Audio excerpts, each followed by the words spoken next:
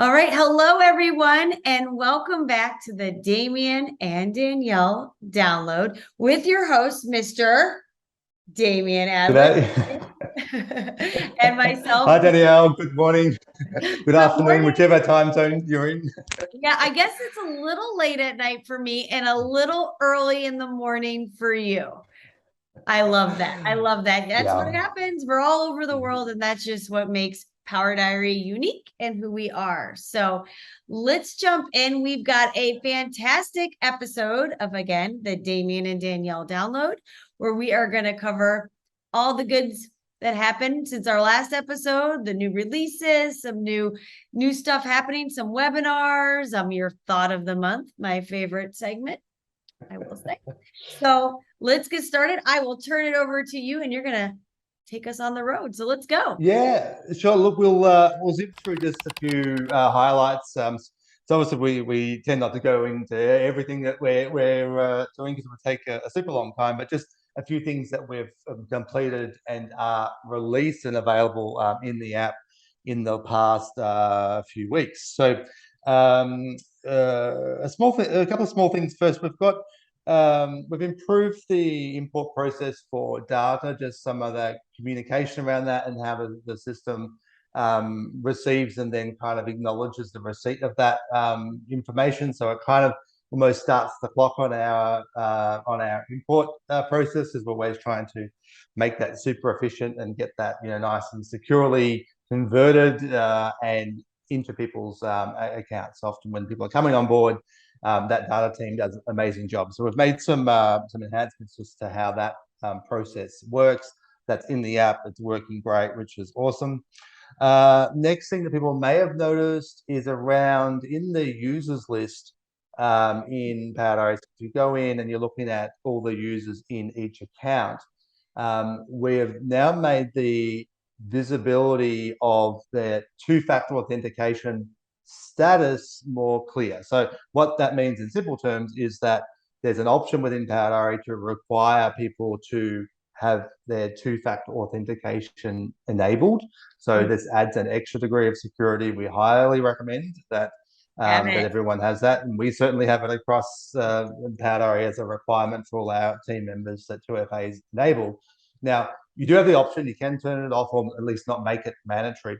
But what you can do now is jump in, look at the users, and you can scroll down and see the status of those. So if someone doesn't have 2FA turned on, you can now actually see that, you can see it makes it visible. So we've done that just again as a step to enhance security, enhance capacity for administrators, practice owners to see what the status is of each user. And of course, if you want everyone to have it in your account, you can, when you set up a user, just say required, and that will take care of it too. But that's what that is No there. more forgetting to put that 2FA on, guys.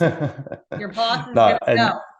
exactly, it's gonna be easy, and it's good. Just anything like that that makes managing security easier is a good Yeah, thing to do because people are people, and we can forget and all the rest of it. So that just makes it, highlights it. I like it. Um, we've made another a change to the way that a group participants in group appointments. So let's say someone's running a class, Mhm. um, and if they were to cancel their appointments, clients cancel their attendance. What used to happen is that if you cancelled, um, there could be a service still in the appointment in for that person, which would mean that there's still an invoice there and it would still have a charge incurred. So in the other parts of the system for normal individual appointments, if you change something to cancel, there's a prompt. Hey, would you like to remove the service because Right. the person's cancelled? People often leave it in because they're charging for a no-show or a late cancellation, for instance, but a lot of the time we want to remove the service out. In the group appointments, we were getting sort of feedback. We didn't have that sort of check operating in there. Mhm. And so people would, cancel attendance and there would be no prompt or anything to indicate that, hey, would you like to take the service out? So that is now operational. And if you try and cancel appointment, change the status to something where they're not turning up, you'll get this nice prompt, hey, do you want to remove it? So again, just quality of life thing, just Yeah. keeps everything tighter, means less room for sort of human error, Yeah. which makes it kind of, nicer. I like it. Along the same theme in terms of reducing the risk of kind of human error, we've made some confirmation changes when people are they navigate away from a page where there is partial changes that have been made to the content. So we have this in some areas. If you try and click away from a form or something you're completing and it hasn't been fully completed or saved, we would activate a warning, hey, do you intend to do this? But there were some areas in the system where that actually wasn't in place. So the client details page, some areas where setting up classifications or setting up appointment reminders at an account level, or at a client profile level, I should say, for those things, you could navigate away and it wouldn't necessarily prompt you to, hey, save the change before you go or you're going to lose it. Right. And Right. so, of course, that is something that, could cause a problem, right? Because reception can be busy, clinicians are busy. You may get distracted halfway through doing something and move off the page. So now we've sort of put a little trap there, if you like, and we'll trap that and say, hey, listen, guys. Yeah. Don't forget. Yeah, Don't forget. Save the page. I exactly. like that. Okay. Yeah. So those things are out and released. Of course, teams are working on a bunch of other stuff that's not released yet, so we won't talk about some of those things just yet. But there's some things that you may have noticed in the last sort of 2 or 3 weeks or so since our last episode. Yeah. There's always a Next, lot happening behind the scenes. I mean, again, it just it takes time and they're so busy and there's so much happening. And I mean, it's a testament to how hard they work. And these are just a few of the many, right? yeah, indeed. And I think along those lines, so one of the things that the team has been working on are some changes to the SMS system based on some regulation changes in the US.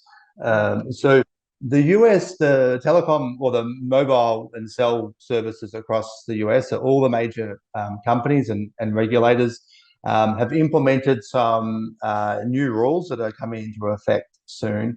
And the new rules are designed to make sure or to address the SMS spam problem that is significant in the US, which you Significant. would know much better than I would, but It is so bad. It is so bad. I mean, my phone's not as bad because I've had it a longer time. But if you're like a newer number, so like my children have, phones, so I can keep track of them when they go places. And those numbers get into a system and they get spam all the time. And it's really to trap people and, especially those people with new phones because they're onto the fact of that. So yeah, it's a big problem. So I see why these regulations have come down in the United States. So I yeah, I get it. Exactly. And it's something that I think it's inevitable in some ways as technology evolves. So the same with sort of when email first, came into creation, people started using it. There wasn't a spam problem. And then, of course, people, marketers and all sorts of different sort of, groups worked out, well, hey, we can use this as an effective marketing tool, which is awesome. But then, of course, there are always bad actors that take it a step too far and market where there isn't consent to do that and so forth. So it makes sense, given the issues that the US has with spam, that these sort of regulations have come into place. But what they really do is they really tighten up on who has authority to send messages, the type of messages that are being sent, and the link between the number that is sending and the registered business or the registered individual that is sending that. So the new system that the US are implementing are sort of multiple levels of kind of checking those things, that the number is linked to a particular person or company, that the message content is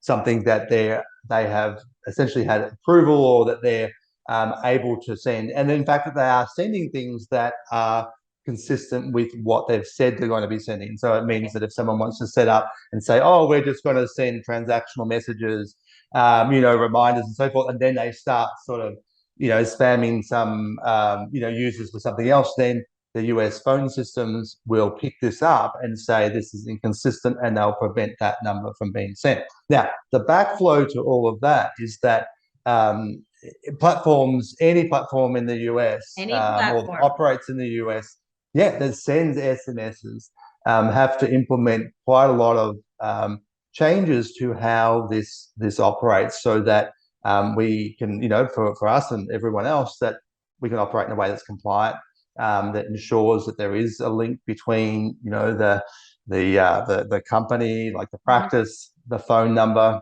and the content. And so we sort of navigating that at the moment, doing a lot of changes behind the scenes to kind of facilitate that. Now, at the end of the day, it's going to be good for, I think, US customers overall, outside of Powder, just to have their phone system cleaned up.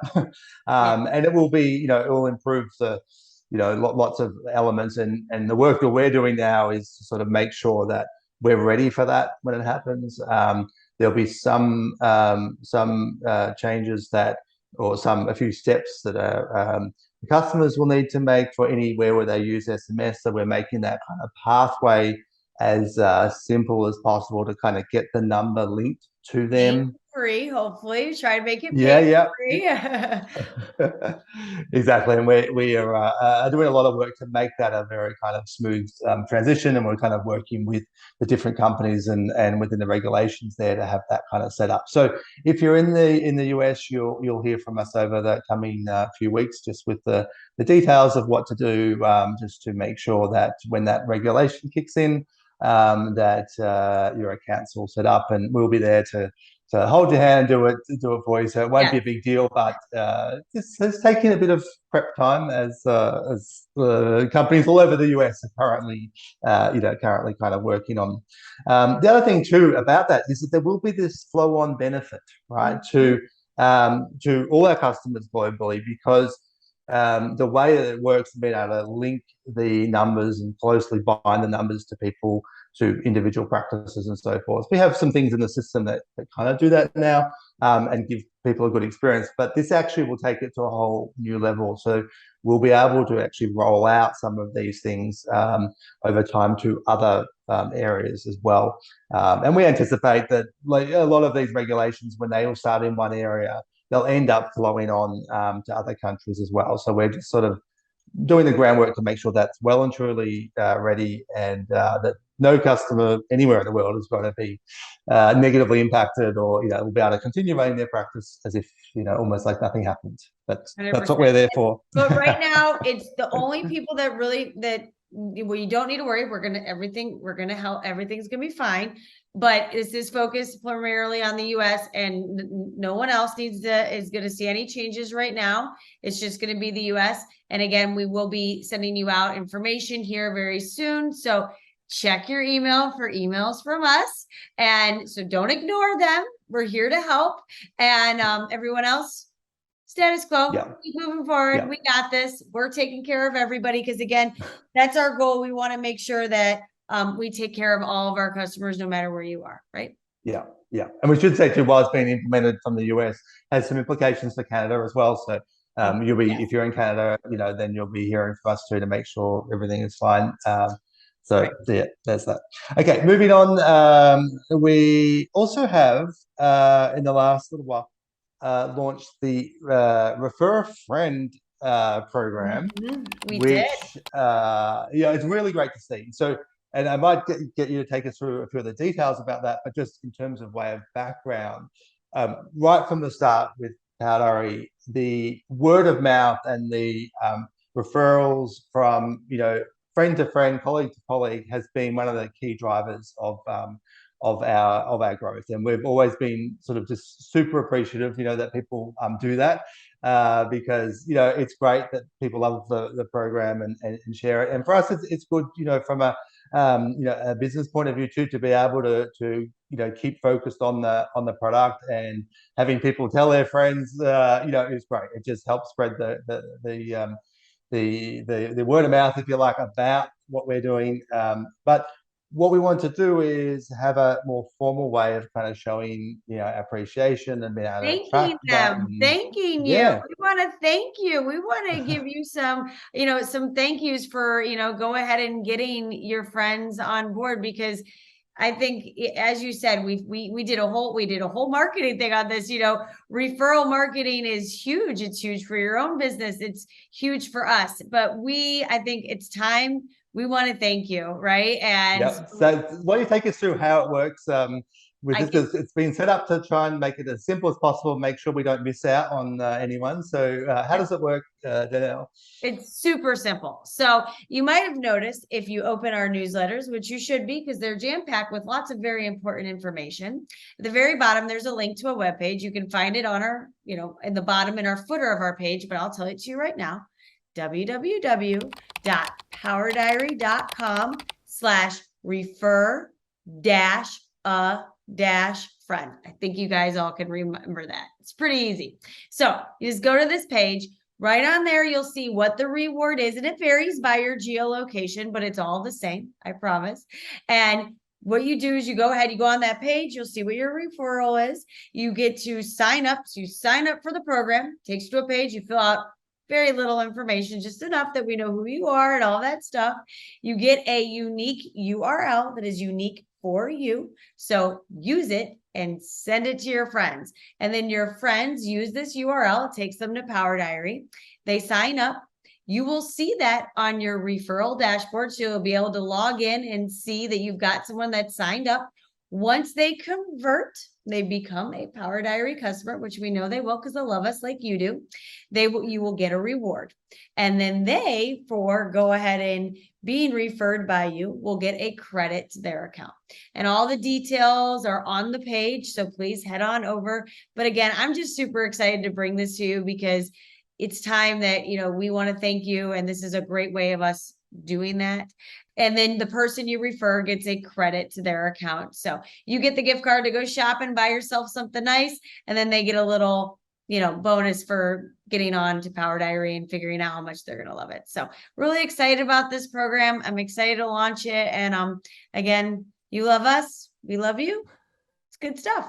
I like the Yeah, good. that's great. That's the good stuff. That's the fun stuff. I love that It I get is to be fun. involved in that fun stuff, and Yeah, yeah. I'm excited to see how many people really take advantage of it and start sharing with their friends and tell Yeah, them. and it's good too because sometimes we'll find out like there'll be someone who might have referred a stack of people to us, and we don't know because they never mention it like to us. And then one day they're talking, they might say, this customer, this one has all come from them, or maybe from an interest group that they're in, and people are saying, hey, what practice management software do you use? And they'll say, hey, Power, and we'll get a lot of people sign up from that and whatnot, but we don't actually ever know, so we can't ever reach out and say, hey, thanks for Yeah, that. And people are often they're super modest often, and they won't say, hey guys, I've been referring people. So this way it actually it's nice because then it kind of makes it really easy to kind of and track. you We get can to see, track it. yeah, You can track it. You can see how yeah. you're doing. You can have a little competition with yourself. You're like, whatever. So yeah, I'm really excited Yeah, to get that page up and launched. So head on over, learn more, and sign on up. Doesn't hurt. What does it yes. hurt you? You get your own URL. Just make sure they use it. It should be it'll be good fun, I think. Yeah, To be able to do that, and it's good too that I think that the people that come on board, to the people that are referred, they get credit to their account as well. So that way, it's not like, oh, I referred you, I get a gift card, and that's great. But actually, it benefits both sides. So we get to sort of say, absolutely. thanks to the person, but also we get to welcome them and say, hey, because your friends referred you, here's a little something to get you going. So that's awesome. It's really exciting to have that out there. It's been something we've wanted to do for some time, but obviously there's always lots of projects on the go. So really awesome to Always. have that out there. Well, let's Very talk good. about that little power talks you did recently with Natasha. I think that went Yeah. over pretty well, right? Look, it seemed to, it was really interesting. So it was a practice what you preach, and really sort of about establishing, the a healthy a combination of fitting your work into your life. We avoided saying work-life balance because no, that's not quite it. It's about making sure that you're operating in a way that really is focused on what you want to get out of your life, and making sure that work fits into that, Yep. not the other way around. And it was great. It was a lot of fun to do.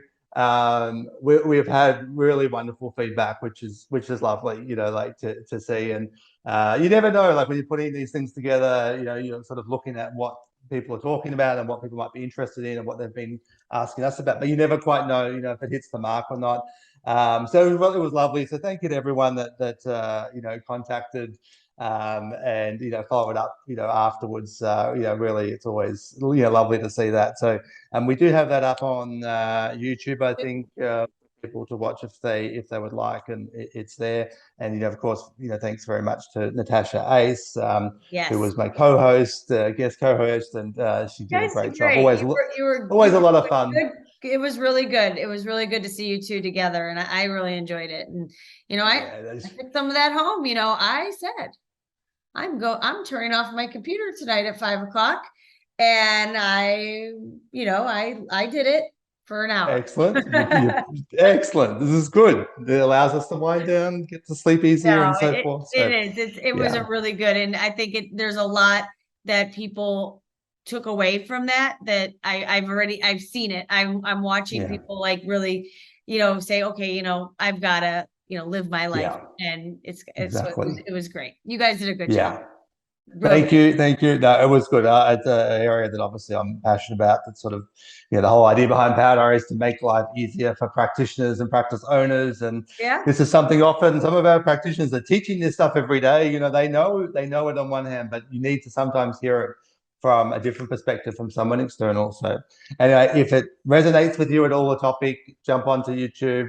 Have a look. If there's stuff you think we missed, let us know, because we can always, we'll, no doubt do a follow up at some stage. So if you've got other tips or other ideas that are working for you, get in touch. We'll include it next time we go over something on that topic. Right, we have an upcoming one too. Right, now this one's going to be you and I, which I'm looking forward to. What's the topic going to be for this next one?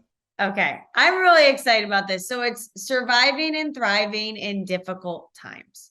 Because let's face it, whatever's happening in the world, whatever you've got on your plate, there's so many different things, and Power Diary can really help you maximize your profits, handle payments, and really you've got some great tips for handling your business during difficult times, and making the best out of whatever's happening around you. And I think that this whole webinar came out of, we were prepping for one of these meetings and we had like an hour and a half talk all about what you can do, how Power Diary can help you to really better your business during whatever's happening around you. And there things are happening, we'll talk about it, gas prices,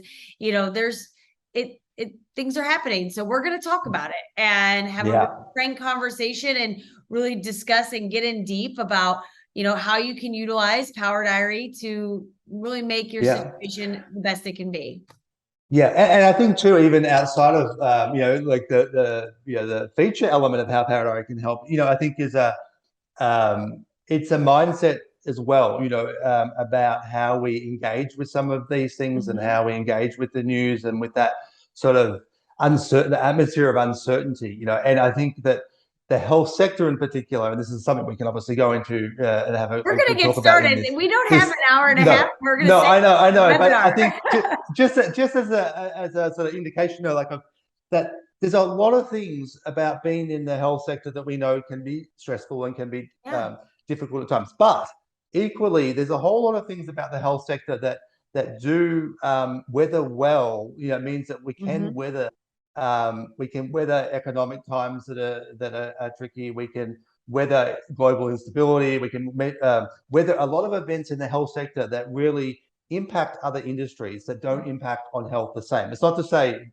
it doesn't or can't, but there's a whole lot of things that really are strengths of health businesses that when I'm talking to practice owners and talking to people in the industry, that it's easy to kind of forget, about the things that are really good. So when we get into this, we're going to be looking at what some of those things are that are good to kind of remind yourself about and to capitalize on, to make sure that you're not being unnecessarily stressed, your team isn't feeling that you're able to focus on the strengths of the health sector, from a business point of view, that you can get through and thrive and strive in the difficult times. So anyway, you can tell we're excited about this. We are will run excited. way We over are time if excited. It's we, going to be a good but one.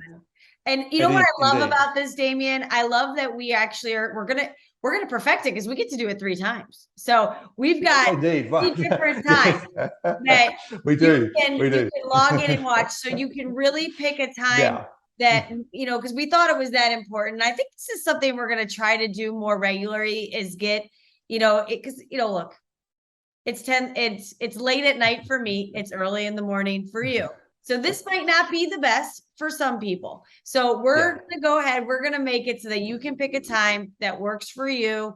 Again, 3 different times. We'll attach the link in the bio or the post in here so you can find it, and we register for it today. I think it's going to be a really good one, and I'm excited for it. So yep. And if there's any particular elements you want us to cover, we are putting it together at the moment. But if there's anything you think, if we're noticing any themes coming through, we will be sure to include them and address them, and hopefully bring the most value for your time.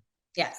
Okay, moving on. I'm mindful I have the stopwatch going, and we are approaching 30 minutes. So gosh, we thought we were going to be quick. I know. Okay, some team updates.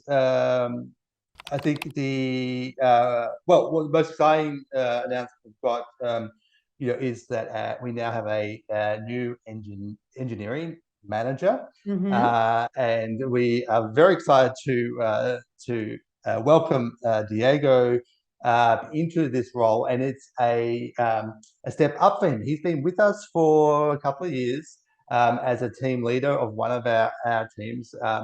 And he has really shown over that time exceptional capacity and ability to really understand what our customers are looking for and what's important to them, and really thinking about those things and really bringing that into engineering and particularly with his team. So he is now stepped up, and now is now in the role of the manager of engineering. So that's fantastic. We're always really excited when we get great people in the right position, and Diego's certainly that. So very exciting. We also have some other recruitment going on for most areas. The team is growing every single month, as we have done for a long time. Growing, but we have more engineering, more support, more all sorts of stuff happening to just continue doing what we're doing. So that's that. Kind of pulls into your thought of the month a little bit. Well, okay, so yes, thought of the month, and we'll wrap up on this. But really is around recruiting from a health practice perspective, right? And in various markets, various countries and whatnot around the world at the moment, there's a lot of competition to recruit.